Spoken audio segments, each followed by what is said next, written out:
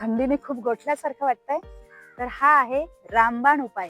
थंडीमध्ये सगळ्यात बेस्ट आपल्या शरीरात उष्णता निर्माण करणारा, उबदारपणा निर्माण करणारा प्राणायाम म्हणजे सूर्यभेदन प्राणायाम. उजवीने श्वास घ्यायचा आहे आणि डावीने सोडायचा आहे. पुन्हा उजवीने श्वास घेऊन डावीने सोडायचा आहे. कारण आपली उजवी नाकपुडी हे सूर्य नाकपुडी आहे. तर मग चला माझ्या बरोबर सुरुवात करा. डाव्या हाताची छान ज्ञान मुद्रा, उजव्या हाताची प्रणव मुद्रा. या पद्धतीने डावी नाकपुडी बंद करून उजवीने श्वास घ्या आणि डावीने सोडा. पुन्हा उजवीने श्वास घ्या. छान पॉझिटिव्ह एनर्जी आज जात आहे, एनर्जेटिक फील होत आहे. उजवी नाकपुडी बंद करून डावीने सोडा. सूर्यभेदी प्राणायाम हे एक नैसर्गिक हिटर आहे.